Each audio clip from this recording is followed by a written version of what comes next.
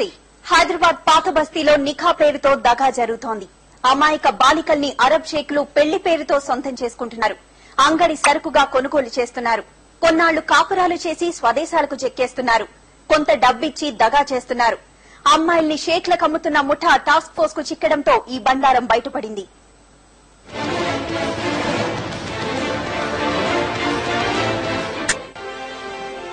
హైదరాబాద్ పాత బస్తీలో మరో ఘోరం వెలుగు చూసింది. అభం శుభం తెలియని అమాయక బాలికలను అరబ్ షేక్లకు తెగనమ్ముతున్న వైనం బయటపడింది.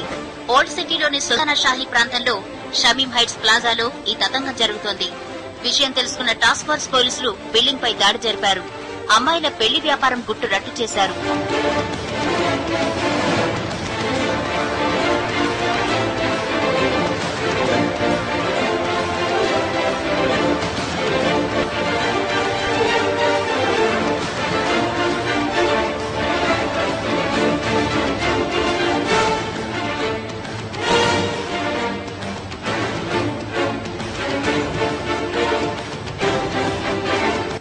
హోటల్ నిర్వాహకుడు రహీంను, అతని కొడుకు ఖైసర్ను అదుపులోకి తీసుకున్నారు. ఆ సమయంలో భవంతిలో ఉన్న కొంతమంది అరబ్ షేకులను కూడా పోలీసులు అదుపులోకి తీసుకున్నారు. అర్ధరాత్రి దాకా టాస్క్ ఫోర్స్ సోదాలు కొనసాగాయి. మొత్తం 9 మందిని అదుపులోకి తీసుకున్నారు.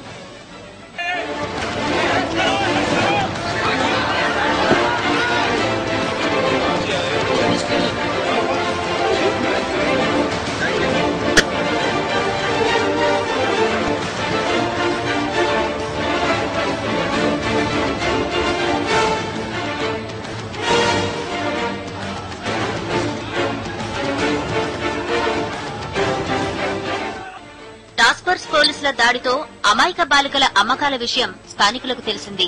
దీంతో ఆగ్రహంతో రగిలిపోయిన స్థానికులు ఆ భవంతిపై దాడి చేశారు. అద్దాలను, ఫర్నిచర్ను ధ్వంసం చేశారు. స్థానికుల దాడితో అరబ్ షేకులు పరుగులు తీశారు.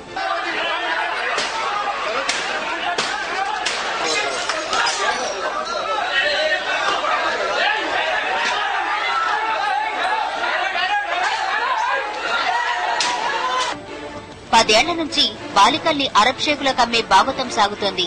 నిఖా పేరుతో దగా చేస్తున్నారు. పేదరికాన్ని ఆసరా చేసుకుని అమాయక బాలికల జీవితాన్ని నాశనం చేస్తున్నారు. కొంతకాలం క్రితం అరబ్ షేకులతో పాత బస్తీకి చెందిన కొందరికి పెళ్లైంది. కొన్నాళ్లు ఉండి ఆ తర్వాత వెళ్లిపోయిన షేక్లు కొంత మొత్తం చెల్లిస్తున్నారు. మళ్లీ మరోసారి ఇక్కడికి వచ్చిన షేక్లు కొన్నాళ్లు కాపురం చేస్తామని చెప్పడంతో హోటల్కు వచ్చామని పాత బస్తీకి చెందిన అమ్మాయిలు అమాయకంగా చెప్తున్నారు.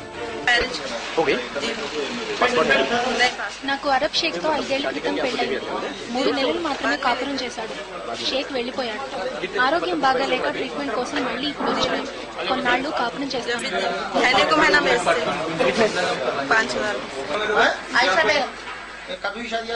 నాకు షేక్ తో పెళ్లై 5-6 ఏళ్లైంది. మా అమ్మ ఇక్కడికి పంపింది. ఇక్కడికి వచ్చి 8 రోజులైంది. మా అమ్మకు డబ్బులు ఇచ్చిన విషయం నాకు తెలియదు. షమీం హైట్స్ ప్లాజాలో ఎక్కువగా అరబ్ దేశాల వారు దిగుతుంటారు. వైద్యం కోసం వచ్చిన కొందరు పాత బస్తీ అమ్మాయిలను పెళ్లి చేసుకుని కొన్నాళ్లు కాపురం చేసి తమ దేశాలకు వెళ్లిపోతున్నారు. ఇదే హోటల్లో కొందరు ఒమన్ దేశస్థులు కూడా వైద్యం కోసం వచ్చి అద్దెకుంటున్నారు. బాలికల వ్యాపారంతో తమకు సంబంధం లేదని వారు వాపోతున్నారు. నేను ట్రీట్మెంట్ కోసం వచ్చాను. నాకేం తెలియదు. ఇలాంటి హోటల్లో దిగడం నాకు అవమానంగా ఉంది.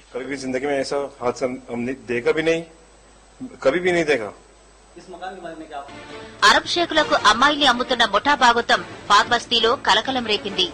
అమాయకుల జీవితాలతో చెలగాటమాడడంపై నిరసన వ్యక్తమవుతోంది.